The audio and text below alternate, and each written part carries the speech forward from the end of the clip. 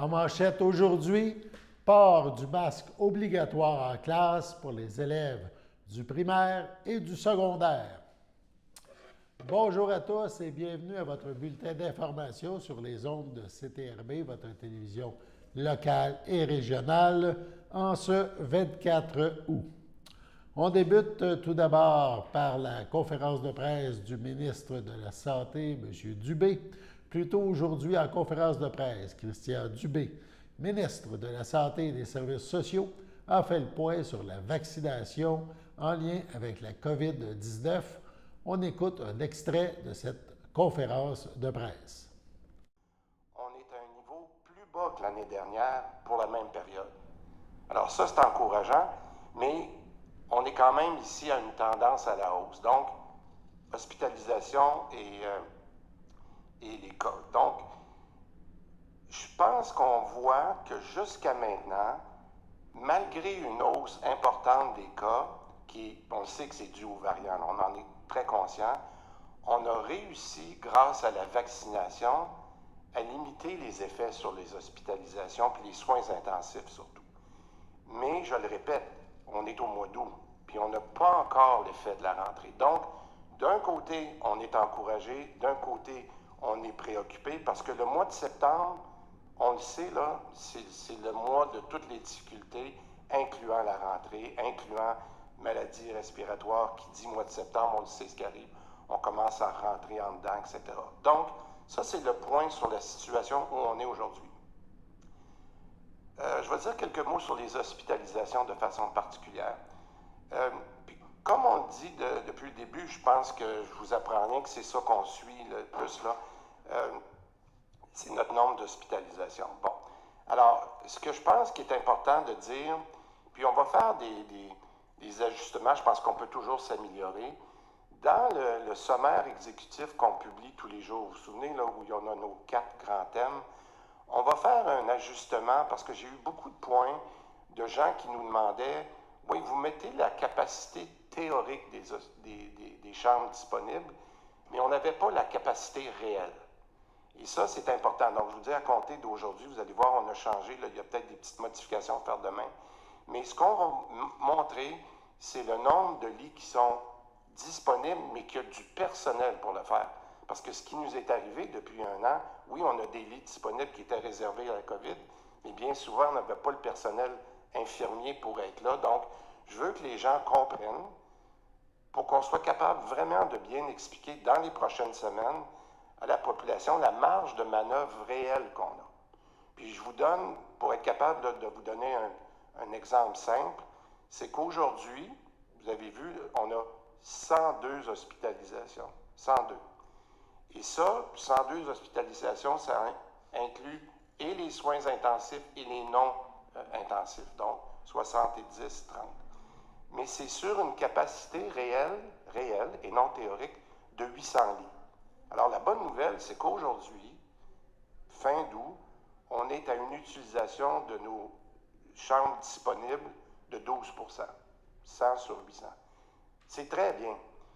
L'enjeu, ce qu'on ne veut pas, c'est que ça continue à monter puis que là, on soit obligé de faire du délestage. Mais je vous rappelle qu'à ces niveaux-là, jusqu'à 800, il n'y a pas vraiment d'impact au niveau du délestage. Ça, c'est la bonne nouvelle.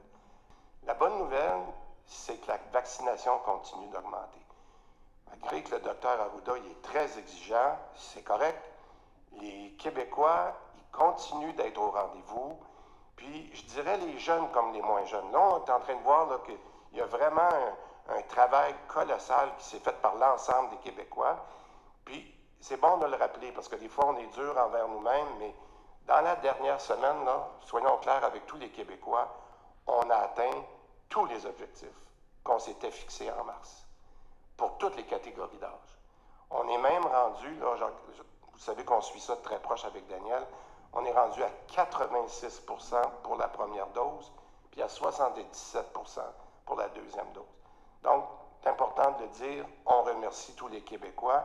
Puis je continue de dire qu'à chaque jour, il y a des personnes additionnelles qui viennent chercher une première et une deuxième dose.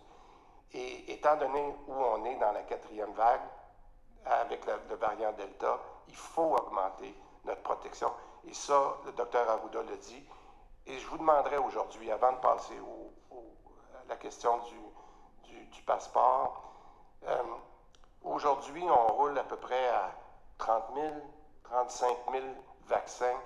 On pourrait faire plus que ça. Je vous le dis, au Québec, là, ici, il y a encore à peu près 1 million de personnes éligibles qui ne sont pas vaccinées. C'est ça que ça veut dire, 85-86 %. Bon, maintenant, des détails qui ne sont pas des petits détails. Je vous confirme que tous les endroits où l'application va se faire à compter du 1er décembre, c'est tel que prévu, suite à une recommandation de la santé publique. Le passeport va être utilisé uniquement dans les services non essentiels. La liste, que je vais appeler exhaustive, elle va être disponible à compter de demain, même je pense cet après-midi. Là, on me disait peut-être cet après-midi. Mais les exemples, là, il n'y aura pas de surprise. C'est les bars, c'est les gyms, c'est les restaurants, et du côté des grands événements, des festivals et les cinémas, et particulièrement ce qu'on appelle les activités physiques avec des contracts fréquents ou prolongés. Mais les sports d'équipe sont visés, incluant le parascolaire. Je vous dis juste qu'on fait un beau test ce soir dans une partie de hockey où il va y avoir 1000 spectateurs. Donc, on continue d'avancer pour avoir le plus d'exemples pratiques qui vont être disponibles pour le premier. Je veux préciser une chose parce qu'il y a eu beaucoup de questions sur l'applicabilité des jeunes de 12 ans, à quelle date ils peuvent être vaccinés. On a réglé le problème, on a dit que le passeport va être uniquement appliqué si c'est les jeunes de 13 ans et plus. On ne jouera pas là de façon compliquée là-dedans. Je pense que ça va simplifier l'application. Bien entendu, les personnes de moins de 13 ans vont pouvoir fréquenter les lieux, mais je disais juste qu'il y avait un débat. Tant que la santé publique ou le SIC n'aura pas clarifié la question du 12 ans, vous savez, la date d'application. Je veux dire aussi, en terminant sur le passeport, qu'on va continuer de parler avec les différentes associations là, pour être capable de voir s'il y a des ajustements qu'on peut faire dans les prochains jours et même, je dirais, au cours des premières semaines, parce que c'est beaucoup de monde qui va pouvoir appliquer. Puis je rappelle aussi que ça c'est important de le dire à tout le monde, surtout quand j'ai vu des gens là, qui essayaient d'aller voir comment on pouvait passer à travers l'application. Je rappelle deux choses, très claires. Il y a des pénalités et des sanctions pour les utilisations inappropriées. Puis je dirais aussi qu'il y a des sanctions au code criminel à des gens qui veulent altérer un document qui sert à la santé publique. Juste le rappeler pour qu'il n'y ait pas de surprise si des gens voulaient continuer à faire ça. Maintenant, dans les applications mobiles, excusez-moi, c'est un peu technique aujourd'hui, mais c'est important de donner ces clarifications-là, puis on pourra continuer avec Éric tout à l'heure. Je le répète parce qu'il y a eu beaucoup de questions, puis suite à ce qu'on a fait dans les projets pilotes, il y a deux applications. Je sais que vous avez hâte de la voir, là, mais il y a deux applications mobiles qui vont être disponibles, puis qui vont être disponibles sur téléchargement Apple, on me dit, à compter de 8 heures demain matin, c'est bien ça. Puis Google, ça va suivre là, dans les heures ou dans les jours, mais celle sur Apple est disponible à compter de demain matin. Il y a donc une application qui est disponible pour le commerçant, parce que c'est lui qui va lire le fameux code QR. Et cette application-là, là, elle s'appelle VaxiCode Verif. Puis c'est pas très original, le Verif, mais c'est celui qui fait la vérification du code QR. Et il va y avoir une application qui va être utilisée par plus de 5 millions de personnes, parce que j'en profite pour dire qu'il y a plus que 5 millions de personnes qui ont demandé leur code QR en ce moment. Là, ça représente 91 ou 92% des gens qui ont été vaccinés 2 doses. C'est quand même un taux de succès incroyable. Donc, ces gens-là, à partir de 8 heures demain matin, si on téléphone Apple, peuvent aller sur l'application Apple, aller chercher leur VaxiCode en allant sur les applications Apple, et quelques heures ou une journée plus tard, vont pouvoir le faire avec les téléphones Android, avec l'application Google. L'application a été testée, elle fonctionne très bien. Moi, j'aime dire que l'application permet, comme Hydro-Québec l'a fait, comme la SAC l'a fait, comme l'Auto le Québec le fait pour son service à clientèle, moi je pense que c'était maintenant au tour du ministère de la Santé d'avoir son application, puis passer dans un air de modernité avec une application citoyenne, puis je peux vous dire que ça ne sera pas la dernière. J'invite aussi tous les vaccinés à aller chercher leur application au cours des prochains jours, mais je rappelle aussi aux personnes peut-être plus âgées ou qui ont peut-être plus de difficultés avec la question de l'ère numérique, qu'on va rendre disponible le code QR de papier. Il peut être envoyé à la poste dans un format portefeuille. Les gens pourront, s'ils vont au restaurant, avoir une espèce de petit format portefeuille, puis cette application-là va permettre aux gens d'aller se présenter aux commerçants s'ils ne veulent pas avoir le code QR dans leur téléphone. Parce qu'on a eu beaucoup ces commentaires-là de personnes qui disaient, bien, si moi, je n'ai pas le téléphone qu'il faut, bien, on va fournir, Daniel va s'occuper de ça avec son équipe. Les activités et les lieux visés pour l'utilisation du passeport vaccinal sont les événements et festivals se déroulant à l'extérieur et dont le nombre de participants dépasse celui permis dans le cadre des rassemblements dans un lieu public extérieur, soit 50 personnes. Les salles de spectacle, cinéma, salles où se produisent des événements sportifs, bars, restaurants, incluant les terrasses, sauf pour la commande à l'auto et le comptoir à emporter. Casino, maison de jeu, incluant les activités de bingo, arcade, salle de billard, salon de quilles, activités intérieures et extérieures des sites thématiques, centres et parcs d'attractions, centres d'amusement, centres récréatifs, parcs aquatiques, zoo, les croisières, les congrès, les sports d'équipe ou activités physiques impliquant des contacts fréquents ou prolongés, pratiqués à l'extérieur, y compris à l'occasion d'une activité parascolaire, à l'exception des sports professionnels et de haut niveau ou de ceux pratiqués dans un cadre académique, des personnes qui résident à une même adresse civique, des installations extérieures de pratiques libres pour des sports d'équipe ou d'activités physiques, même s'ils impliquent des contacts fréquents ou prolongés. Exemple, terrain de tennis à usage libre et les patinoires. On a aussi écouté aujourd'hui la conférence de presse du ministre Jean-François Roberge, ministre de l'Éducation, et Isabelle Charret, ministre déléguée à l'Éducation et ministre responsable de la condition féminine. Ils ont procédé à des précisions pour les mesures sanitaires pour la rentrée scolaire. On les écoute.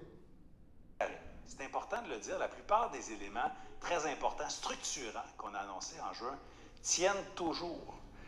Par exemple, on avait annoncé qu'il n'allait pas avoir de bulle classe, ce qui est très important pour nos jeunes et pour l'organisation scolaire pour planifier l'embauche des enseignants, pour faire les horaires des élèves, et s'annoncer en juin. Et c'est encore, évidemment, en force. Pas de fréquentation en alternance pour nos jeunes de secondaire 3, 4, 5. On l'avait annoncé en juin, ça fonctionne toujours. Ça a permis au réseau de se préparer à l'avance. Le transport scolaire. L'an passé, on ne pouvait pas avoir le nombre régulier d'élèves dans le transport scolaire. Cette année, c'est possible de le faire. Donc, ça aussi, c'est très important, je vous dirais, cet élément-là, parce que quand on change le nombre d'élèves dans les autobus, ça change les parcours scolaires. Et parfois, il y a des élèves dont les parents sont séparés qui avaient l'an passé pas le transport voulu et requis. Cette année, c'est possible. Et évidemment, le parascolaire, les programmes de sport et d'art-études, tout ça, c'était annoncé dès juin et ça a permis au réseau scolaire de jeter les bases, de se préparer, d'avoir une certaine prévisibilité.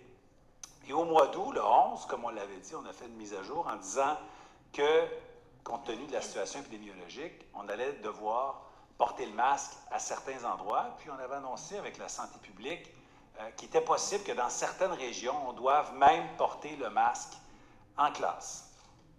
Tout ça parce que le variant Delta continue d'inquiéter. Il nous force à avoir une approche prudente. On veut commencer l'année de manière prudente. C'est très, très important parce que la rentrée, ça signifie évidemment une augmentation des contacts. Plusieurs élèves qui sont dans leur maison vont prendre l'autobus, voir leurs amis et entrer en contact beaucoup plus que ce qu'ils faisaient pendant l'été. au cœur de nos décisions, un des principes fondamentaux qui nous guide pour prendre les décisions qu'on vous présente aujourd'hui, c'est qu'on veut garder les élèves à l'école. On veut éviter le plus possible de basculer en enseignement à distance. On veut des écoles qui soient sécuritaires. On veut que nos enfants apprennent. On veut qu'il y ait des occasions de jouer, de voir leurs amis.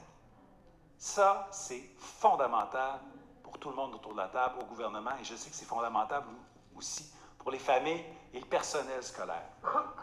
Mais comme on l'a annoncé le 11 août, pour permettre tout ça, bien, à partir de la première année du primaire, les jeunes devront porter le masque dans les aires communes et dans le transport scolaire. Mais en fonction de l'évolution de la situation, avec la santé publique, en suivant leurs recommandations, on doit prendre la décision de rendre le port du masque obligatoire, même en classe, à partir de la première année, dans plusieurs régions du Québec. On parle de 9 régions. Centre du Québec, Estrie, Lanaudière, Laurentides, Laval, Mauricie, Montérégie, Montréal et Outaouais. C'est une mesure qui se veut préventive et prudente. On va voir comment la rentrée va se dérouler.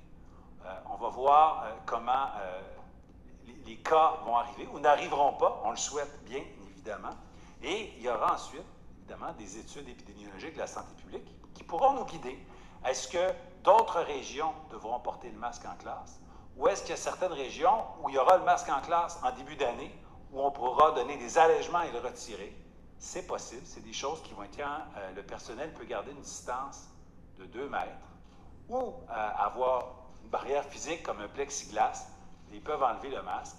Mais si on ne peut plus garder cette distance-là ou si on n'a plus la barrière physique, on doit remettre le masque. C'est sur une recommandation de la CNESST et c'est semblable à ce qu'on avait l'an passé.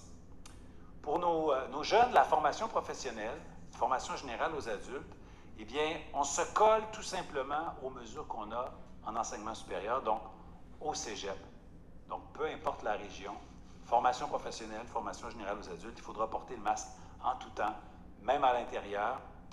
Mais malgré ça, je suis très heureuse de pouvoir vous dire que les jeunes vont, comme on l'avait mentionné, pouvoir reprendre leurs activités parascolaires dès la rentrée. Et parce que cette année, on n'a pas le concept de bulle classe, bien, dans les écoles, on va pouvoir reprendre l'ensemble des activités. Donc, les jeunes vont pouvoir répondre à leurs intérêts, à leurs aptitudes avec ces activités qui, on le sait, leur tient tant à cœur. Des mesures, évidemment, seront établies pour bien protéger les jeunes parce qu'on veut le faire de façon sécuritaire, de sorte que pour les élèves du primaire, bien, les activités parascolaires et les activités sportives vont se dérouler de façon normale.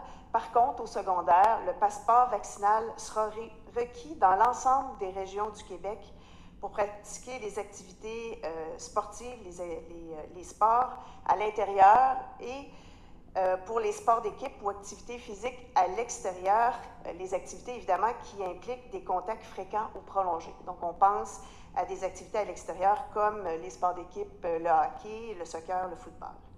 Toutefois, les élèves n'auront pas besoin d'un passeport vaccinal pour pratiquer les sports, les activités physiques qui font partie de l'offre des programmes d'éducation physique et des différentes concentrations, sport-études, projets pédagogiques particuliers, qui sont dispensés dans le cadre des services éducatifs. Cependant, dans les cas, par exemple, des programmes particuliers de sport-études, le passeport vaccinal sera requis pour participer à certaines activités interscolaires comme des matchs ou des compétitions. Toutefois, et Jean-François en a glissé un mot, puis le Dr Arruda pourra préciser, mais dans les cas où il y aura des régions où il y aurait des éclosions, il y aura des modalités, là, où il y aura peut-être lieu de retirer les élèves de certaines activités. Allons maintenant à la pause. Valérie, c'est une belle petite fille qui a 5 ans, qui a une amputation congénitale au bras gauche. C'est une petite fille qui adore les sports, qui a besoin de bouger. Oui! L'idée du golf vient aussi de Mallory parce que c'est elle qui m'a proposé qu'elle voulait jouer. Ben, la prothèse de golf que Mallory a été défrayée par l'Association des amputés de guerre. Grâce à ma nouvelle prothèse, maintenant je peux jouer au golf.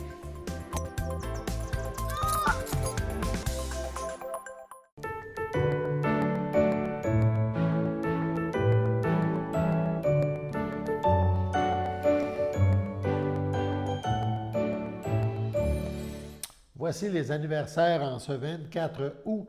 La FADOC de l'île du Pas souhaite bonne fête à Rosaire Barthes, à Ange Albert Guévremont, à Denise Laroche et à Jean Benoît. C'est votre anniversaire aujourd'hui. Toute l'équipe de CTRB se joint à moi et vous souhaite bonne fête. Puisque nous parlons de rentrée scolaire, parlons aussi de la rentrée universitaire qui, elle aussi, est à nos portes. Nous nous sommes entretenus avec Véronique Venn, coordonnatrice au Centre régional universitaire de Lanaudière, le CRUL. À ce sujet, on l'écoute. Oui, merci. Donc, on est ici pour parler de la rentrée universitaire. Donc, comment ça va se passer pour les centres dans Lanaudière? En fait, les centres universitaires de Lanaudière font leur rentrée dès la semaine prochaine. Cette semaine, c'est les cégeps, comme on le sait déjà. La semaine prochaine, donc, 7 septembre, c'est la rentrée pour le campus de l'UQAM, qui est, je dirais, un peu le seul qui va se faire en présentiel, supposément. Donc, c'est toute réserve toujours. L'UQAM, donc à Terrebonne, les cours vont se donner en présentiel dès cette session-ci, le 7 septembre. Sinon, tout ce qui a trait aux formations offertes par programme offert par l'UQTR, sciences infirmières à Joliette, on est en format hybride. Donc, on a désiré, selon le département, on a désiré rester en sous-forme à distance pour ne pas prendre de chance si jamais il y avait un changement qui arrivait. Donc, ça, c'est à distance. Donc, l'UQTR, le campus de l'Assomption, malheureusement, ça, c'est pour des raisons parce qu'ils sont en train de refaire le bâtiment. Donc, les étudiants, les cohortes sont pleines. Ces baccalauréats-là sont deux baccalauréats complets. Les étudiantes vont débuter à distance pour cette session. Mais dès l'hiver, on va pouvoir intégrer le nouveau bâtiment, on l'espère. Puis, tout ce qui a trait avec les sciences comptables, les sciences administratives, de l'UQTR, c'est toujours... en fait, on n'est pas trop sûr, c'est sous forme hybride. Ça se peut qu'il y ait des cours qui soient offerts le soir aussi dans le cégep. Donc, on attend des nouvelles. Les étudiants sont bien sûr informés par leur département. Exact. Par le département de lequel ils étudient. Exact. Je pense que les étudiants sont prêts à rentrer, peu importe les conditions. Donc, on le port du masque ou non, on va le savoir plus tard. Mais on attend bien hâte de rentrer en présentiel. Par ailleurs, mentionnons que de nouveaux projets arrivent cet automne au CRUL. Nous vous en présenterons, nous parlerons de ces projets demain dans la suite de cette entrevue. La semaine dernière, nous vous parlions que le ministère de l'Environnement et de la lutte contre les changements climatiques avait procédé à la fermeture de 4 plages dans Lanaudière. Eh bien, le ministère a avisé la population que 3 de ces plages étaient réouvertes. On parle de la plage du camp L'Étincelle et de celle de plein air Lanaudia à Saint-Alphonse de Rodriguez et la plage du camp musical Père Lindsay, c'est à Saint-Béatrix. Passons maintenant à la deuxième pause.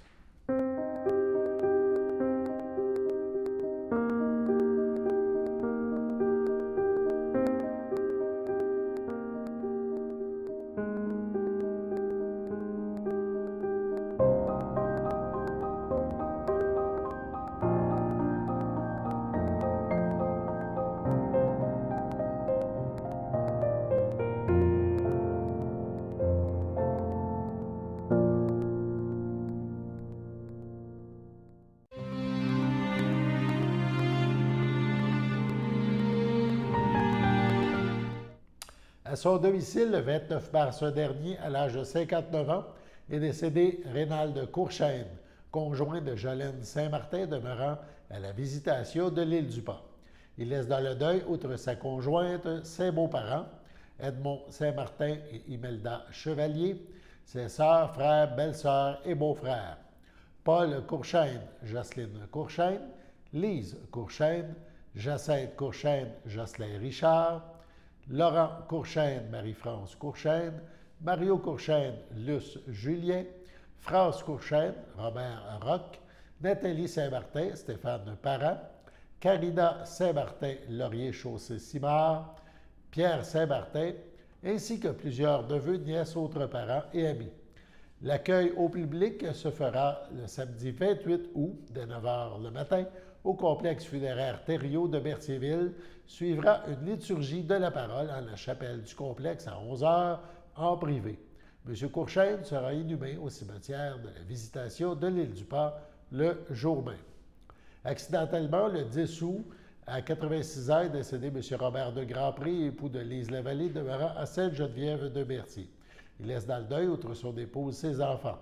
Christian de Grandpré, Lynne Bellemare, François de Grandpré, Chantal Royer, Jocelyn de Grandpré, José Parent, Nathalie de Grandpré, Pierre Thériault, le papou de ses enfants et petits-enfants. Il s'agit de Marie-Pascale Yannick, Jean-Christophe, Arthur, Roxane, Adrien, Bérédine, Roxane, Élisa, Francis et Marguerite. Ses arrière-petits-enfants, Charlotte, Émile, Brittany, Anthony et Aidan. Sa sœur, Mme André de Grandpré, Bernard Larose, ses beaux-frères et belles-sœurs, Feu Jean-Luc Lavallée d'Arquise-Ostigui, Odette Lavallée, Jacques Clément, Feu Nicole Lavallée-Bergeron, Louis-René Bergeron, Dominique Lavallée ainsi que plusieurs neveux, nièces, autres parents et amis. La famille accueillera parents et amis le samedi 4 septembre prochain dès midi au complexe funéraire Thériault de Berthierville. Suivra une liturgie en la chapelle du complexe à 14 h. La famille demande aux personnes souhaitant offrir leurs condoléances d'avoir la double vaccination. Au nom de CTRB et de ses employés, nous souhaitons nos plus sincères sympathies aux familles éprouvées. Passons maintenant à la météo.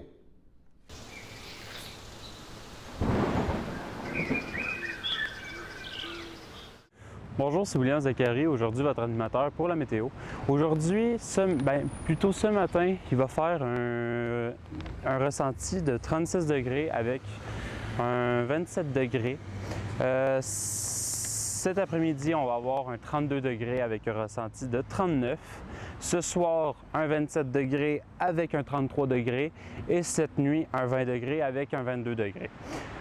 Cependant, nous avons une humidité de 72 avec une qualité de l'air assez bonne, avec un UV bas et un pollen modéré. Donc, faites attention si vous avez des allergies à ce niveau-là. Et puis, c'est ça. Merci, c'était votre météo pour aujourd'hui. Voilà, c'était votre bulletin d'information sur les ondes de CTRB, votre télévision locale et régionale. Aujourd'hui, 24 août, on vous invite à être des nôtres demain pour la prochaine édition du bulletin d'information.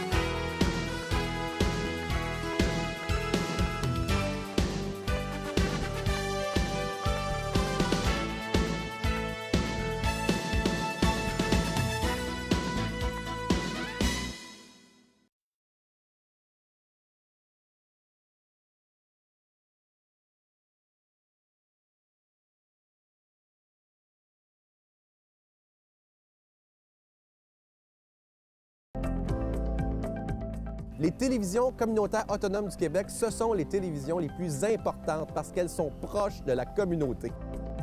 On veut encourager des gens qui parlent de ce qui nous intéresse, mais aussi qui participent au développement local.